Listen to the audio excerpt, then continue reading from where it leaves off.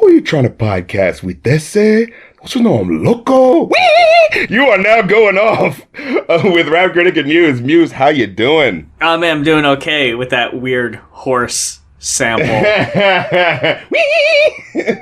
There has been an unavoidable occurrence going on in TikTok primarily, and we can't ignore it any longer. We've talked about the chicken wars, which, by the way, the chicken wars are still raging on, unfortunately. Oh, people doing the and I shake my butt, clap, clap, clap. What is that? You can whistle past the graveyard all you want. You can pretend you could turn a blind eye to it, but that doesn't change the fact that even Zaxby's now, places that specialize in chicken, are feeling it necessary that they need to put their foot down, put pickles under a goddamn fried piece of chicken, and call it new. Everybody wants a piece of that action, and it's still going on. But no, outside that, we've already covered that episodes ago. You can find it in the archive. We're talking about Millennials versus Gen Z, and at the very center of it, presumably unaware, I would imagine, EMINEM finds himself at the center of all the hubbub of apparently... Again, I'm going to use apparently and allegedly a lot here, because I feel like a lot of this isn't genuine. Millennials are claiming that Gen Zers are trying to cancel EMINEM. I have not seen this exactly. I wouldn't be surprised by it. I haven't heard anything particular. Like, whenever something comes up and he says some dumb shit, you were like, oh, that's annoying. But it's not just like, hey, I just feel like saying Eminem shouldn't sell records anymore. We have addressed on the show, he has no shortage of potentially cancelable lyrics, but it's all been pointed out a while ago. It's so like, this is what he does, that it's just what he does. Yeah. Yeah. And it's like, it would be nice if he got better, but I'm not expecting anything. Are you going to tell a bird not to fly or a fish not to swim? That's all EMINEM knows, unfortunately, and there's no changing his stripes at this point. And at the very least, he pissed off the Trump piss babies who are mad that he, talked shit about their precious leader. I'll take that. How's it gonna start this? I forgot. That's an awfully hot coffee pot. Oh!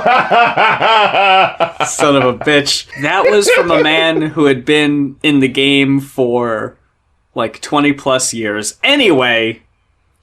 Oh, yeah, let's talk about some Grammy shit. Wait, no, there's more! Wait, sorry. I thought you were saying anyways, like we're done. No. Are we ever done with Eminem? No, FACK sake. FACK! Get out of here! I can't! Oh God, it won't leave! If anyone needs to address this, it's you boys. Dude, I swear to God. TikTok has a funny way of turning seemingly innocuous, random bits of songs into memes that are hard to explain on any other social media platform. I'll give you an example. Zanzibar by Billy Joel, a song that I have never heard before, but it's on the same album as Big Shot and a bunch of other hits. So I imagine Billy Joel fans are pretty familiar with it. But out of bumfuck nowhere, all of a sudden, just this goddamn, I got the old man's car, I got a jazz guitar sound bit has just been a dance meme for weeks.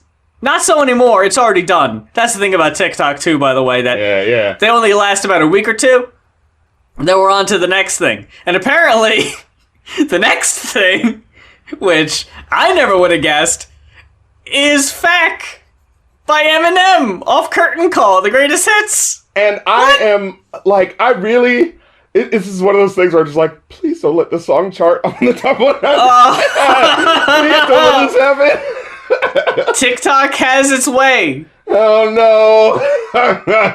We got fucking Driver's License to be the #1 song in the country for a month now. Yeah, if these songs keep these Gen Zers' attention for too long, then it becomes a hit, you know? So the format, which again, explaining a TikTok meme makes you sound like the boomerest fucking boomer ever. Olderton.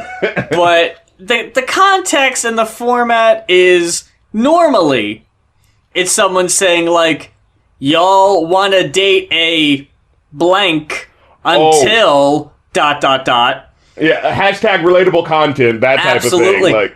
And then the setup for the list is the I'm coming, which is weird. It's so weird. Because pages that are like respectable are using this audio and not realizing what it is. And then it's like, it says, you know, y'all want a blank until, and then it lists like 4 things they do that might turn people off, corresponding with the noise that Eminem makes.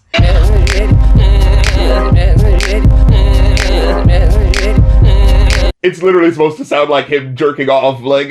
Even in the context of the song, it's a weird as fuck noise. Outside of the context of the song, you have no idea. And I've seen 2 videos be like, do y'all not realize that this song being played in the background right now, that you've heard countless times on your timeline, is about shoving a gerbil in your ass through a tube? Because the audio almost always cuts off after Eminem says, all right, I'm done.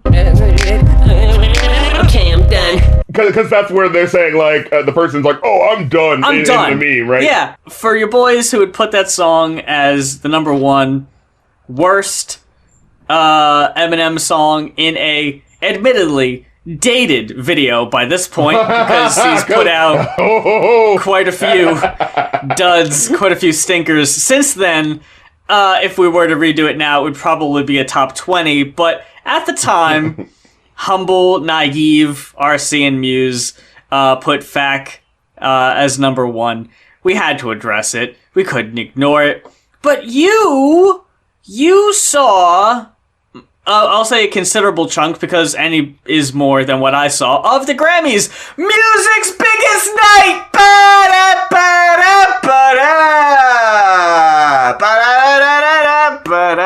You're setting it up like I actually took time to watch the actual show as it was happening. Fuck no, who's got the time? You had the popcorn and everything. You were live tweeting. Fuck that. You know, and of course this is the year where, you know, Grammys is like, hey, we're trying to be better about that. You know, the usual spiel that big companies, you know, give up when they realize their fan base is starting to be like, hey, you were kind of mean to da-da-da. You know? I thought you were addressing the, we realize things are a little different. I thought you were talking about that. I didn't realize you were talking about the, y'all have diversity issues.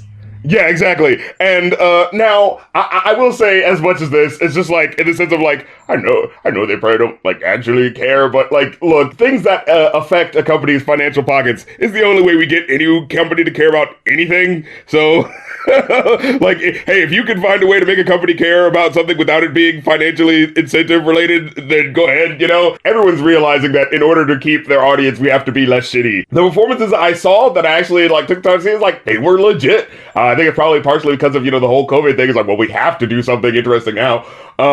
But yeah, the Baby had a great performance. He did the Rockstar joint again. Oh yeah, mm-hmm. He added in an extra verse, which he had already done before. So I was just like, holy shit, there's 2 extra verses. And every time I'm always like, this is the thing of the Grammys that keeps pissing me off. I'm like, so they made these orchestral versions of some of my favorite songs that were in there, and I'm like, why don't you upload this shit to Spotify?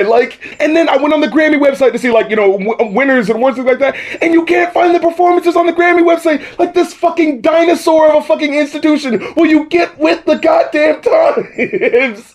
Because, people are going to try to find these videos if they're going to try to find them, so you could be getting ahead of the curve by just putting them on your website, and don't try to do your own dumb player, too. Just give the fucking, do a private link and upload it to YouTube, you know what I'm saying? And say, oh, you can only see it here. Beyonce did the shit shit a couple of years ago with the Lemonade video.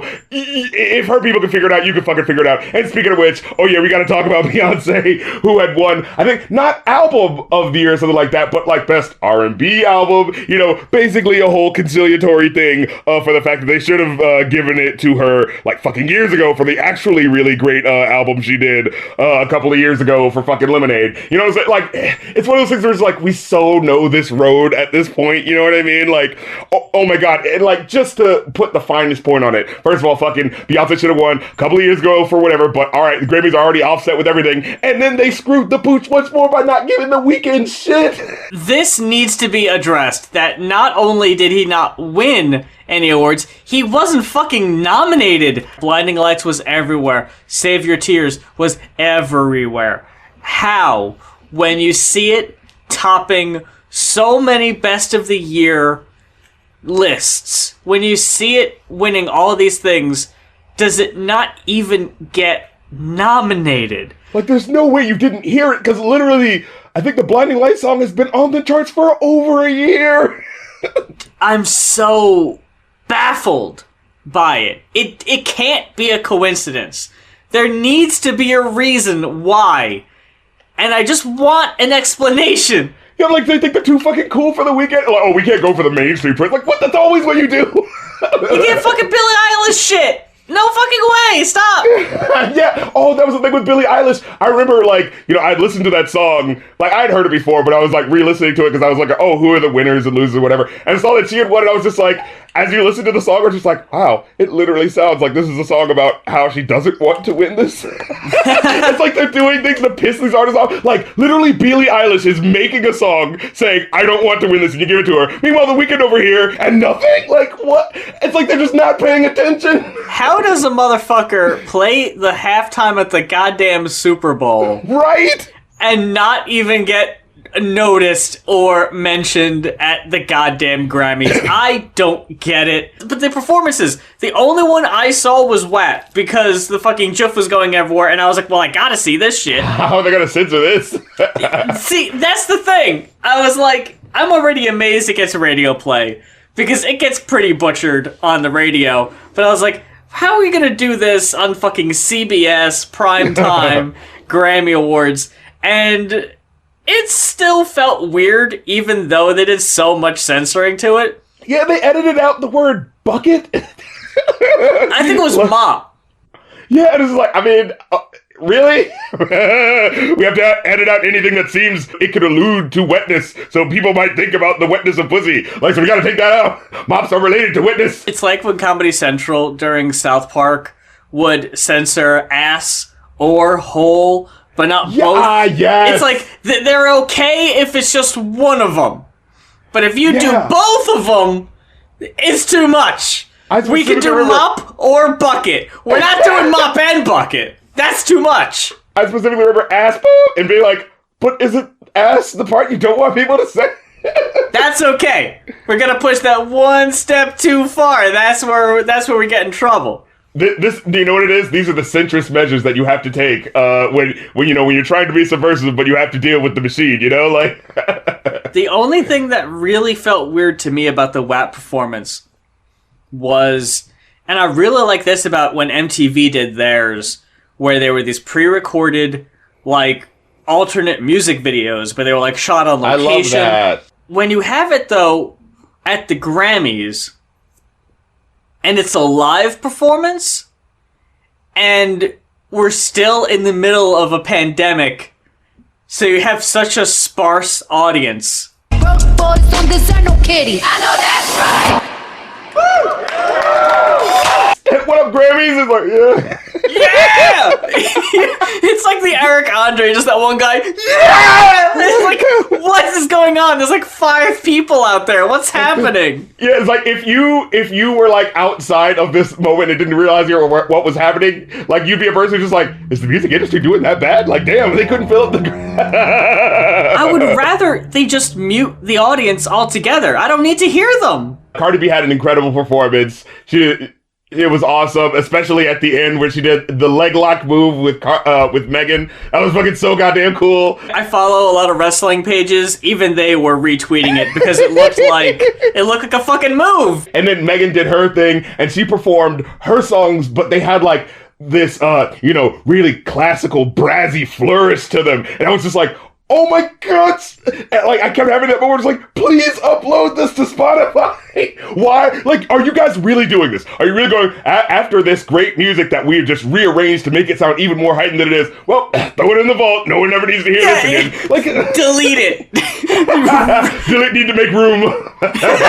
Directly into the fucking bin, like a TV studio in the fucking 30s. Just throw that shit away. We're never gonna need that again. Yeah, like fucking BBC. Did you hear about that? They're like, oh, no one's gonna care about this shit. We gotta record new shit. Oh yeah, DaBaby also had a good performance. He did Rockstar. Like I said, he performed the extra verse. What was it that he said that was just like, holy shit, my skin don't look the same, so I get singled out. Right now I'm performing at the Grammys. I'll probably get profiled before leaving out. So don't be in denial like we even now. And so if you're in the projects or in a mansion, you're still a black man when you leave the house. I was like, oh fuck. Then Lil Baby performed, the little like mini music video for the Bigger Picture. Again, the song should have fucking won. And it was really cool. And then all of a sudden, like out of fucking nowhere, like Killer Mike gets a goddamn verse. I was like, whoa! He like ends it by going like, right before like, the music comes in and really swells, and he's like, and never forgetting the story of Jesus, the hero was killed by the state, and just like walks off. I was like, oh fuck. What was that from? That's from an RTJ song. Okay, see, I thought I had heard that lyric before. Yeah, I think it might be from the latest one. Yeah, I think I remember hearing it on RTJ4. Yeah. But it was just cool hearing that like on there. You know what I mean? Like I love when people like remix and puts it up on other shit. Oh, like sure. That's just musical crack for me. But yeah. And I love that at the beginning of the video, the Bigger Picture video, you hear a quote from fucking James Baldwin being said over it, and it's not just like a random quote, like it's actually like something that's just like so like jarringly relevant. Like he starts off, he's like, growing up in school, I was taught in American history books. He has this very distinct voice. Growing up in school, I was taught in American history that Africans had no history, and therefore neither did I. Africans who had been saved by Europe and brought to America, and of course I believed it. I didn't have a choice. And then the song like goes in, it's like, oh fuck, like they weren't playing around with this one. So yeah, like I said, like there were actually in the 1 year where everyone is probably the most going like, oh man, fuck a Grammy. Just like, oh damn, but they actually didn't do too bad. It's the one year everyone just kind of skips it. They don't fucking pay attention, and it's like, no, y'all really should have watched this one. What, Grammy should have thought about that before you had all those years where you screwed all these other people and did all that bullshit. You brought that on yourself. A quick shout out to Nas for winning. He won Best Rap Album, so I think this is probably like his first Grammy or something like that. So it was like, yay! That's right. Yeah, he's winning a Grammy that he should have won 3 decades ago for Illmatic. Awesome. Congratulations. You finally got their Grammys for an album that I didn't hear anything about. But still, like the fact that this guy is an artist who has done a lot for hip hop and finally being recognized. Yeah. Like that's what this all feels like, right? It's just like, retroactively being like, oh, and here's what we should have given it to, and but forget that new guy because he doesn't matter. And then in 10 years, the Weeknd's gonna be fucking Little Richard going on the stage talking shit. You know what I mean? And it's like, oh, they go give it to this guy who I influenced, but not me. Look at this bullshit. You know what I mean? Shut up. Nas getting so little respect and recognition that we completely forgot to even mention that he was on an album we reviewed recently. He was on the Kanye album, wasn't he? Yes. It was the extra verse on We Major. Yeah, and I remember listening to it, and I can't believe I forgot to talk about that verse, because the verse was so, like, I didn't know how to take it, because he's just like, I'm in the studio, and I feel kind of weird, and what do I say to my engineer? What does he feel about me writing this? And, I'm looking around, and like, it felt like he was just, like, legit freestyling, and it was just like, So this is what I've decided that I'm going to talk about. How I'm here in the studio thinking of a verse to write. Like, okay, stop trying to act like you're breaking the fourth wall. You just sound like you couldn't come up with anything. It's because Really Doe had that fucking verse chorus thing that repeated so much that we completely forgot Nas was even there. It took up the... See, this is what a bad feature can do. Yeah. Because, we were just so busy thinking about that. Just like, what the hell is he saying? I'm gonna fuck in the boy. Something like that. Where it's just like, why is he saying it like this? Like, oh, you want us to hear that repeated? We've got 2 albums that we are reviewing this week, and they're both listener-requested albums, and I think we gotta start with your boys' Seat Headrest. Teens of Style, requested by... You know him, you love him. It's Dr. Goatman. Dr. Goatman. Darren, I'm curious. I need to hear what you thought about this right out the gate. So do you know this group or? No, I've only heard them in passing. I've actually never sat down and listened to them long form for any period of time, really. For me, this is just it feels like shoegaze, but with more going on. It's interesting. It's got shoegaze elements, but it's more or less just the lo-fi aesthetic. It's all just it's very fuzzy, very... Yeah, everything sounds like it's being recorded by an announcer in a roller rink, you know? There are some tracks where if you didn't have the lyrics in front of you, you absolutely would not be able to tell what the singer is saying because it's so distorted and low in the mix. Let's start off with the first song, which I thought was an interesting, intro to what was happening, called Sunburned Shirts. And it starts off appropriately enough with this sun-bleached Beach Boys sounding clip that they loop at first. And it's saying these lyrics, I don't know if it is a Beach Boys song, but it sounds like one, where it's I haven't looked at the sun for so long, I've forgotten how much it hurts to. Yeah, it was a nice, simple melody that kept repeating, and I was just like, okay, well, I don't know what I'm in for. Is this a DJ who's, just about to, mix it up? We're gonna get some fucking, early 2000s, techno house energy, Daft Punk, Fatboy Slim, you know what I'm saying? I thought it was gonna be, that type of shit, 2/3 of this song sounds like it's just this burnt out sample that's they probably found in a recording studio, and it's just it's not perfect, but they're working with it, the bits that they could use, you know what I'm saying, to make their own thing. That's what it kind of sounds like. And then the last third, an actual guitar comes in and you're like, oh, what? This is a band? So yeah, that was enjoyable enough from what they were doing with the first song. And then as the rest of the tracks goes on, it feels like that intro was there to set up okay, what I'm going for is this forgotten 60s sound, so keep that in mind as you go with the rest of the album, which isn't going to be old Beach Boys sounding clips. It's just going to be me singing. But that's what I'm kind of going for, It's weird. This doesn't really add to the album overall, but I just felt like it was interesting that it's in essence a kind of a compilation in that this was their major label debut. So it was we're going to take all these songs from previous EPs and albums that we did before we got signed. And I think only a couple of them are new. But you can't really tell, I don't think, Yeah, it sounds consistent enough of a sound, whereas it feels like it was done in the same studio time, yeah. Yeah, it really doesn't feel like that at all. I really, really liked this. I was rocking with it pretty consistently. I was okay with it. Yeah, you know what? I had a feeling you'd say that. Because it's not there's stuff happening in this, and definitely songs put you in a certain mood where you're just ooh, I just like resting in where this place is, because it just sounds so good. There's one song later on here, it sounds like one of those theme park organ melodies that you hear on some sort of theme park ride that goes around in a circle, you know what I'm saying? There is a weird aesthetic to some of these tracks where it's funny that you mentioned Beach Boys, Abandoned Carnival or something. It does kind of have a Beach Boy kind of beachy aesthetic on some of them, but you can't I just kind of get that vibe when the vocals are low in the mix. It just kind of feels like it's a weird narration that's happening off in the distance. Am I supposed to be able to hear that? I don't know. It sounds nice. I'll deal with that, I guess. And let me see. The drum I enjoyed that one.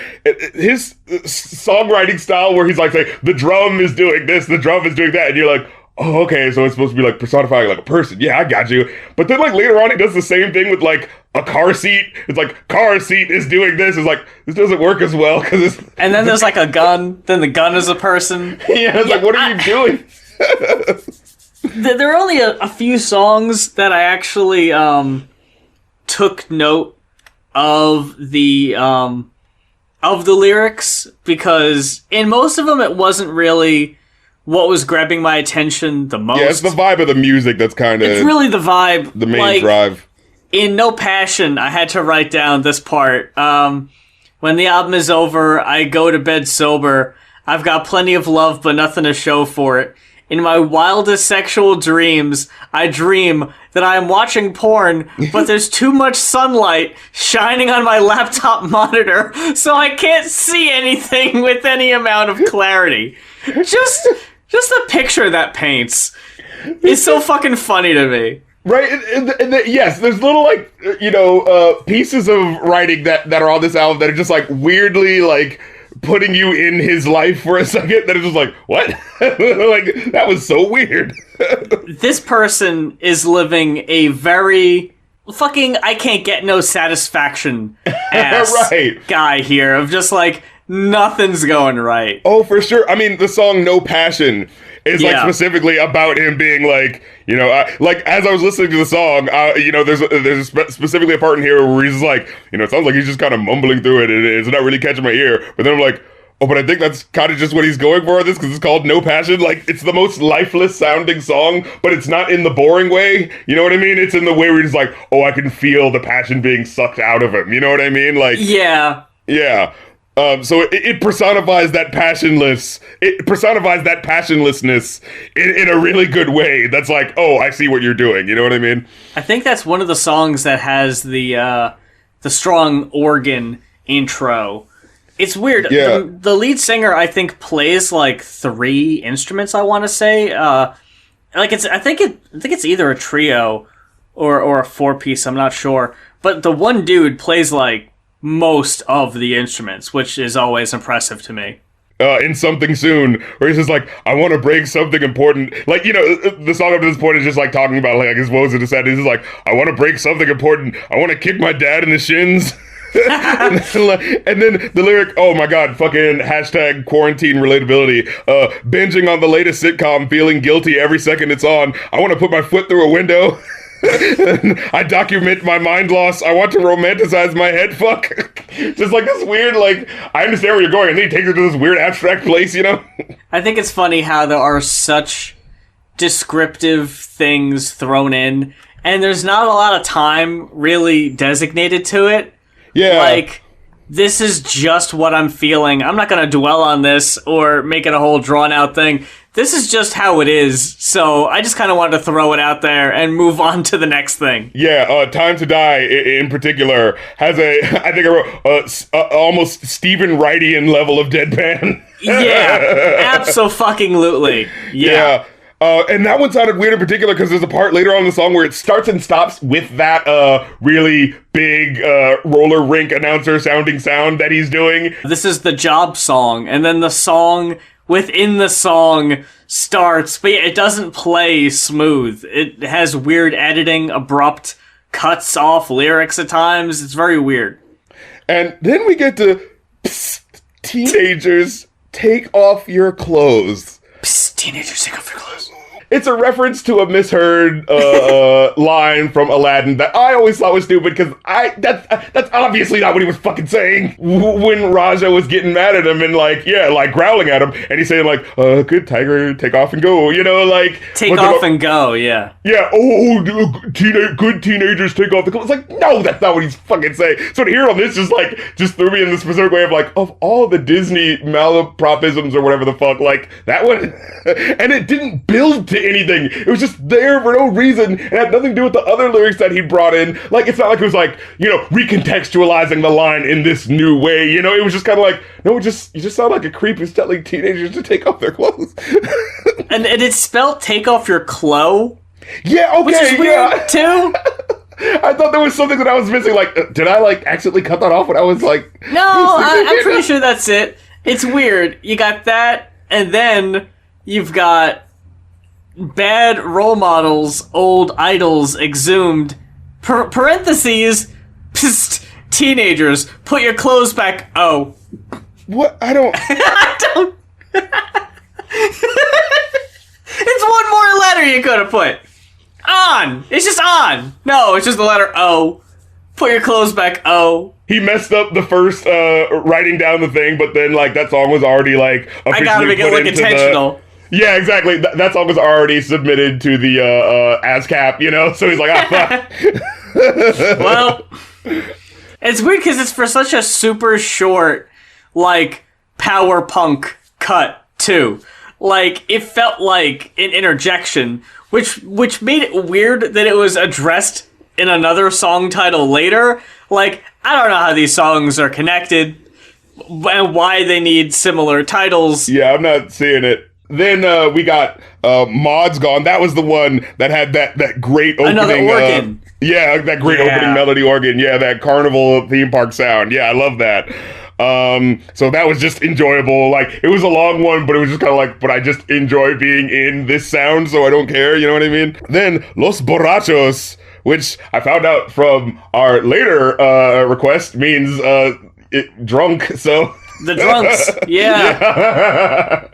So, Los Borrachos, parentheses, I don't have any hope left, but the weather is nice.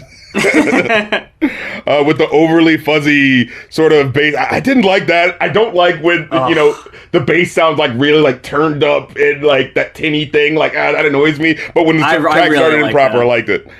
And then I think this is a song that just has like a bunch of rounds and just like a bunch of lyrics where just like, you know, as you hear it, you know, you just kind of go like, yeah, I do feel that sentiment. One lyric is like, I miss those good old boys. They can still find joy in life to talk about. You know, it's just like, oh yeah, I get that feeling. Like, I miss my friends that made, you know, talking about life seem fun. It's about, you know, about how blasé he is about life and yet how morose he feels about the reality of dying. You know what I mean?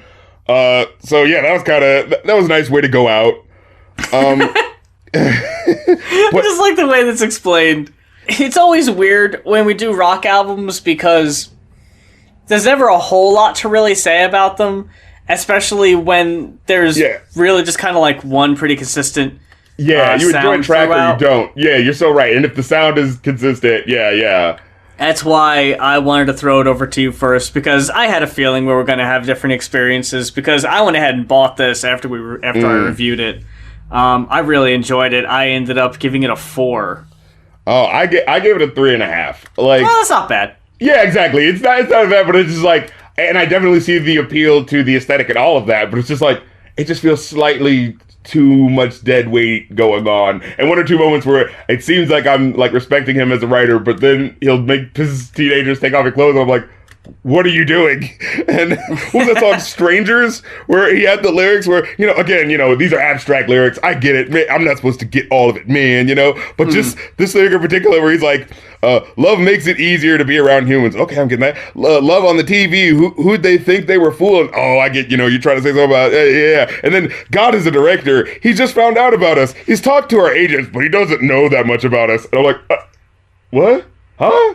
What? No, I think that's dope. How would God, who would have created everyone, be like, but I don't know much about the motherfucker? Like, what? That doesn't make any sense. He just set it in motion. He doesn't check up on us. He doesn't, I guess. know. Oh, but he talked to his agent, though. Like, what? Yeah. Like, what are you talking about?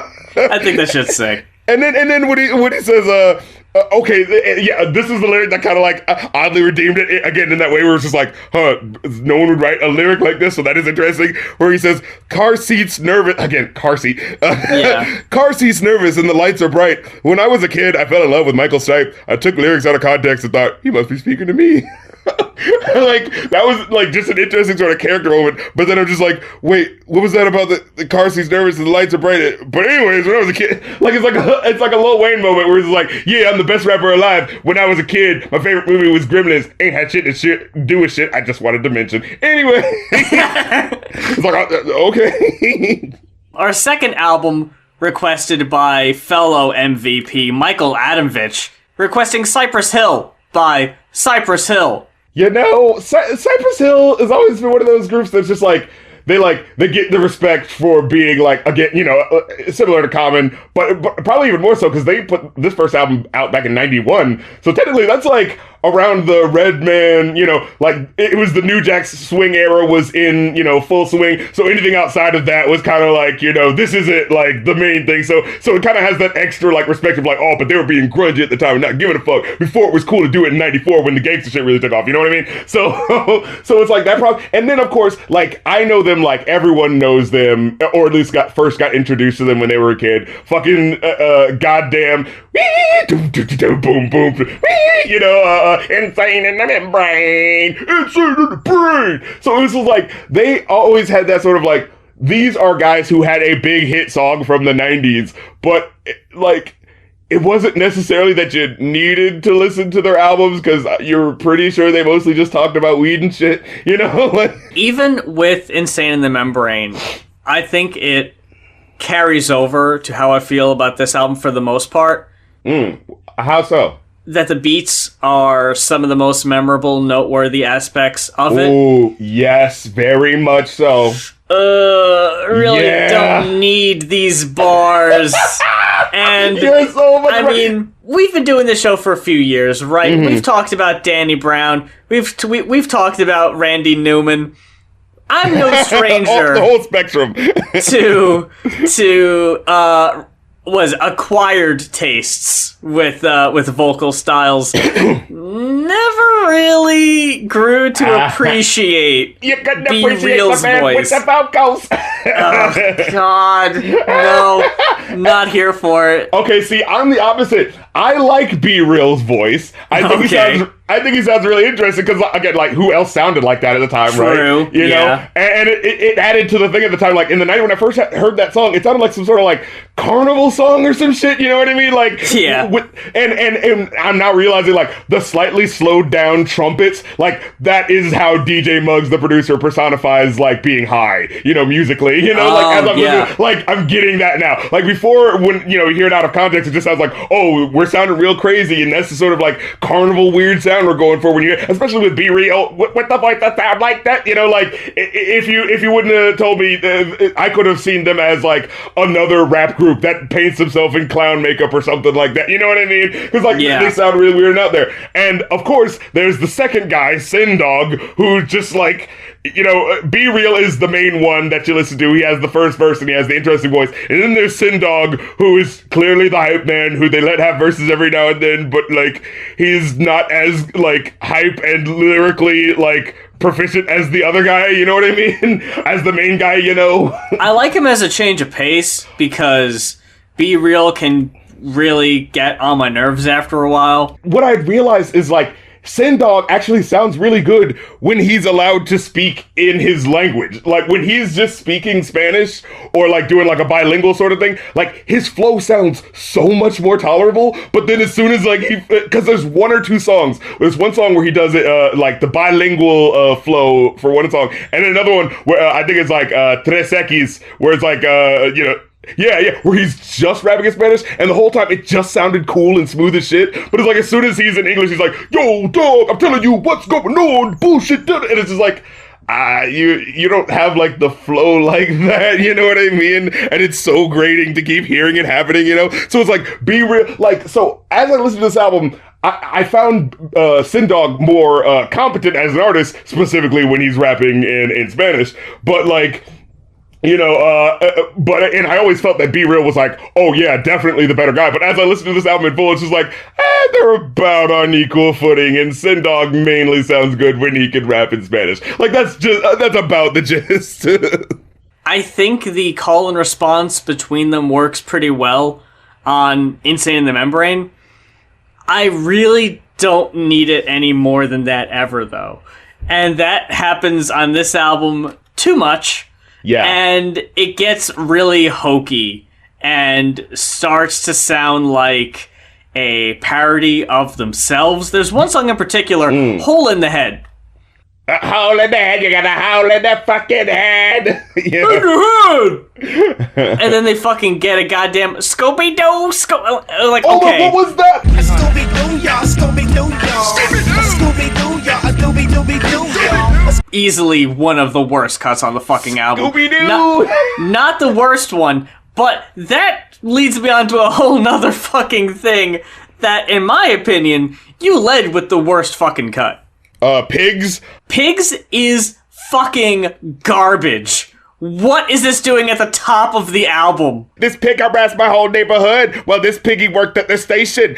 This piggy killed my homeboy, so the fucking pig went on a vacation. And, bringing up these points about, like, oh, yeah, when cops kill black people, or Latino people, there's no repercussions for it, right? They just go... So it's like, there's those little things that he's bringing up that, like, oh, yeah, that's an interesting point, right? And then he fucking... Well, first of all, the beat is not that great. It sounds clunky compared to everything else on this album. And then just like the fucking homophobia. There's another thing that we didn't mention last week either, and it's funny because in the context of the Kanye album, another throwaway cut, I think it was the last one. I think we even said in our review that like they could have just cut the last two tracks off and it would have been fine. He fucking used what he would reuse on Graduation, the Klondike bar. Oh my god. I was like, he used that thing twice? And then I'm like, man, we got it again here? Another, just, in my opinion, throwaway, random shit. Like, I'm fine with an anti-cop message. I am with that sentiment, and I agree with it. This theme of this little piggy throughout the whole fucking thing gets really old, and it's not that strong of a concept to carry a whole song. That's especially exactly when what it you is. decide to just throw in random homophobia. Like, I think that goes against your overall message. We could have just started with How I Could Just Kill a Man, which is a much, much stronger cut. Much more consistent, solid, like, joint overall. It's never been my personal favorite, because, again, it feels like, the boom, I mean, it's very, like, there is so much going on with DJ Muggs as he's, like, remixing and doing fun shit that is so interesting throughout this album, particularly at the ends of songs, which is weird. Yeah. Yeah, I noticed that. But, like... one or two of the tracks, like this one in particular, it just kind of it sounds very, like, directly dated in that sense that, like, say the delivery. Yeah, like, that song specifically sounds timeless in this very way because it's so creative and interesting with what they're doing. But this one has a very, like, boom, like, it's very like, oh yeah, that's just 1991 specifically, you know what I mean? In general, like, their lyrics are just kind of, like, aimless for a lot of these tracks, and whenever they do have a point, it's like they have to start off just being kind of aimless at first, but then they get around to it, you know what I mean? And so, like, that's the thing I've noticed. So it's like the first couple of lyrics are just kind of like saying whatever, but then he kind of gets to the point where he's just like, one time tried to come to my home, take my chrome, I said, yo, it's on, take cover, son, or you assed out. How you like my chrome? Then I watched the rookie pass out, didn't have to blast out, but I did anyway. The young I was like, whoa. But I did anyway. I was like, but I thought this was supposed to be like, oh, life or death situation, like you do what you gotta do at the moment. It's like, but the guy passed out, you could, what? The punk had to pay, so I just killed him, man. He says, like, how do you know where I'm at if you haven't been where I've been? Understand where I'm coming from. When you're up on the hill in your bigger home, I'm out here risking my dome. And so, like, that specific class point of, like, oh yeah, you could be some, like, rich kid with no problems, like, oh, tut for, someone, like, feeling like they have to kill somebody. It's like, but when I have my, pride, reputation, my life on the line, like, other people are, like, willing to treat me worse because they see that someone else is playing me and shit like that. So, like, it puts it in perspective in a way, like, so it's still not technically my favorite song, but, like, I get it, listening to it, you know what I mean? The song I ended up actually giving the highest rating to was Light Another. Yes! About halfway through. Mm-hmm. Really, really sick beat, tight flow. Solid. Yeah, had the fun trumpet playing around in the background with the little black exploitation in the guitar happening. I really can't fucking argue that the production on here is pretty fucking solid. There's only a few missteps, a few corny moments. Like, I wasn't a huge fan of Hand on the Pump, the do. And it's not really related. So, like, we're right out of the, like, I like to give 80s rap kind of a general pass when it comes to like grading it as harshly lyrically. It's like, motherfuckers are just figuring out how shit sounds, right? Like as rappers, you know what I mean? Like when you think about, like, you have to give some leeway, but it's like by 1991, it's like, oh, but we had Rakim, we got you guys did, you know what I mean? So there's also that level of like just giving them, leeway to be like, okay, it's not like they were, expecting a bunch of people to be like, oh man, let's go through. No, they were just like, hey, let's just write some fun fucking lyrics. There's never been like that many Latino rappers in hip hop, so let's just be those guys, like. But when you hear the production and how DJ Muggs does it, it's just like, oh yeah, but there is still a way to present this in a really dope, ill way. And then you hear them rapping, it's just like, I don't know if they're measuring up at the end of the day. When you hear like, you couldn't have done another take on that one, like, oh yeah. Absolutely. But yeah, and then there's like random skits in here where it's just like beats going on for a minute, and it's like, that was a really dope beat. Oh, no one's gonna rap over that? Yeah, like, I guess. That's cool. You heard those jackasses rapping half-ass for the last couple of it. Here's just a nice beat, all right? Look, I know they're not the best rappers, okay? This is where I started noticing these things, the ending parts, because like you hear motherfuckers going like, can I kick it? Yeah, Tribe can get. First of all, like, they call themselves Tribe a lot. Oh yeah. I'm like, you've got to know there's another Tribe, right? Like. Is that like a holdover from like, back in the day we used to go by this, and it's like a reference to that, and it's like, well, maybe. Okay. But when you bring up specifically, can I kick it? Like, I have no choice to think, because like it comes in as a radio. I'm like, oh, can it kick it? Yes, it can. Can it kick it? And then you hear someone at the end as the track's like just about to fade out, and someone doing like a Parliament reference, like going like, I am Sir Nose, and I say they cannot kick it. Like, I like that, I had to write down this bar as being a particularly whack one from Stoned is the Way of the Walk. Make me feel like Cheech, and I'm kicking it with Chong. Of course. Just like Cheech and Chong, frontin' with ice cream. Cypress Hill is here to give you a nice... Are you fucking kidding me? I was like, okay, we get it. We fucking get it! I was so... Like, I was screaming. Like, get the fuck... Come on!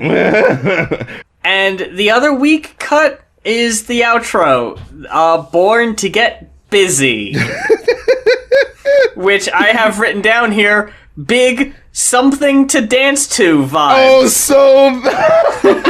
oh, they got the crowd sounding like it's like vibing with it already, so, oh, yeah, people already like it, Bit busy! Nope. No, thank you. That holdover from the 80s, well, we still gotta get the crowds, though, yeah. And it does this thing where it fades out at a minute and 45 seconds in, like, this is not even a full, complete song. Right. And then it fades back in a reprise to Stoned is the Way of the Walk. Like, we needed to hear more of that. And yeah, I don't know why it needed to be there. It's all just kind of, like... It felt like it all just fell the fuck apart. Like they were trying to do way too much with this outro of like, hey, we gotta fucking pull out all the stops for the last cut. You know what it is? This album sounds like at the last minute, someone came up with a whole bunch of good ideas. Do them all at once. Yeah, right. Like, they're like, oh, we don't know how to work it. Well, put it at the end of that song, then. How much studio time do we have left? Fuck. Oh, no. The funky Cypress Hill shit. Remember that one where it specifically sounded like Sin Dog on the track sounded like he was an old man as he was saying it? It sounded like he was just like trying to punch it in. He was just trying to do the punch in real quick, and he didn't really think about how it sounded, so he was just like, the funky Cypress Hill shit. But he just sounds like a straining old man. I have written down that it feels like it's an overture. And how many references to tracks it makes. It feels like all these familiar things, like either it's an overture you put at the beginning to give you like a taste of what you're gonna hear, or a track you put at the very end that's like a, hey, let's remember all the good times we had. Right. Remember when we did that? That was fun. Hey, how about this one? Remember that the was Psycho Alpha Beta Buck Down? Latin Lingo, that was my favorite track, and Tres Equis, purely because, like, and they were the two, I think, Sin Dog solo joints, so it threw me off. I think so, yeah. Yeah, but, when he's just, like, able to rap the shit the way he, like, it fits natural, I feel, in, like, just the language that's more comfortable for him. Like, it just sounds doper. You know what I mean? It's one at the end of one track, you hear like what sounds like this 50s guy from the 50s talking about, these are the effects of marijuana. It makes one act kind of goofy and da-da-da-da-da. Like, do you remember what track I'm talking about? No. That could have been on any of them. Oh, maybe. It is the last track. Okay, never mind. Oh, okay. Oh, yeah. Because this song is so, like, uneventful to me. Because it's like, like you said, there's only one verse in it. And it's about, like, a minute and a half, and the verse is over, like, before, the first minute is done, I think. And it's just kind of like a hook that doesn't really go anywhere. And it's just like, okay, it's kind of cool, whatever. And then it's, like, at the end where, the old 50s style narrator who's talking about weed, but in this medical, old-timey sort of way, you know what I'm saying? And then there's like this one really weird part where, you hear the very calm-sounding 50s guy, and, grass heightens and distorts, and then it like cuts out, and you hear someone who sounds like he's emulating his voice, but it sounds way more modern, and he goes like, for example, profound revelations. And then it just cuts back to him going like, you may think you have profound revelations, only to discover they are none too profound.